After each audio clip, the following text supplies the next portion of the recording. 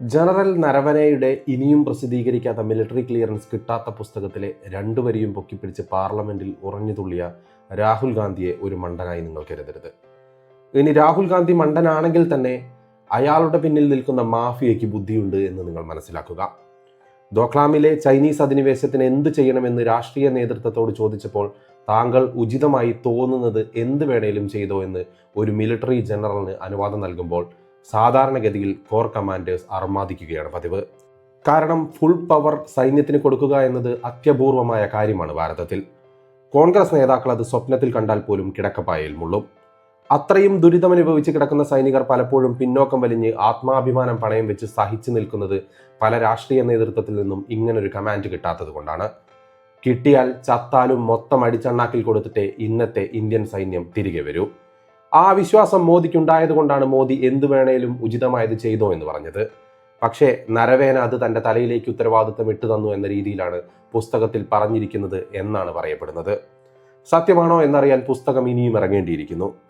പക്ഷേ ഒരു മിലിറ്ററി ജനറലിന് സൈനികമായി ഇത്രയും സ്വാതന്ത്ര്യം നൽകുമ്പോൾ അയാളിലുള്ള വിശ്വാസമാണ് അങ്ങനെ ചെയ്യാൻ കാരണമെന്ന് നരേറ്റീവ് ചെയ്യേണ്ടതാണ്.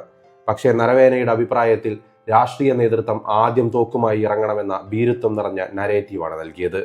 അതിന് നരവേനയ്ക്ക് സീരിയസ് ആകാത്തതിലുള്ള ചില കലിപ്പും പിന്നിലുണ്ട്. അതിനെന്തു പറഞ്ഞാലും ചങ്കൂറ്റം വേണം. ഈ പുസ്തകത്തിന്റെ പ്രസാധകരായ പെൻഗിൻ ബുക്സ് ഇതുവരെ ഇത് വിപണിയിൽ ഇറക്കിയിട്ടില്ല എന്ന് ആണയിട്ട് പറയുമ്പോൾ ഈ പുസ്തകം ആമസോണിൽ നിന്ന് വാങ്ങിയെന്നാണ് KC വേണുഗോപാൽ പറയുന്നത്.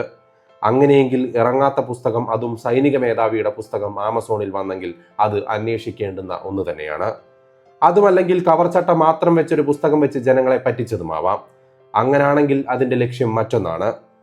പക്ഷേ ഇറങ്ങാത്ത ഒരു പുസ്തകം പാർലമെന്റിൽ രാഹുൽ ഗാന്ധി എത്തിക്കണമെങ്കിൽ ഇതിനെതിരെ അന്വേഷണം ഉണ്ടാവുമെന്നറിയാത്തവരല്ല കോൺഗ്രസുകാർ.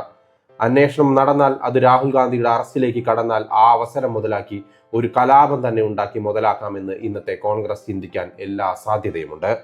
പോരാത്തതിന് ഇത്രയും വിവാദം ഈ പുസ്തകത്തെ പറ്റി ഉണ്ടായിട്ടും ഒരഭിപ്രായമോ വിശദീകരണമോ നൽകാൻ നരവേന എന്ന ഉത്തരവാദിത്വമുള്ള റിട്ടയർഡ് ജനറൽ വന്നിട്ടില്ല എന്നത് സംശയാസ്പദമാണ്.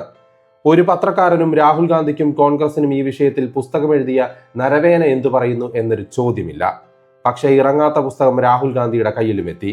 ആമസോണിൽ ഈ പുസ്തകം വേറെ ആരും വാങ്ങിയിട്ടുമില്ല. ലക്ഷ്യം നരവേനയുടെ പ്രസ്താവനകളല്ല.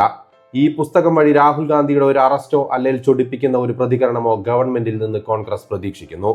പാർലമെന്റിൽ മോദിയെ വനിതാ എംപിമാരുടെ നേതൃത്വത്തിൽ ആക്രമിക്കാൻ പദ്ധതിയിട്ടു എന്ന സ്പീക്കറുടെ വിശദീകരണവും കൂടി ചേർത്ത് വായിച്ചാൽ കോൺഗ്രസിനെ സൂക്ഷിക്കേണ്ടതുണ്ട്.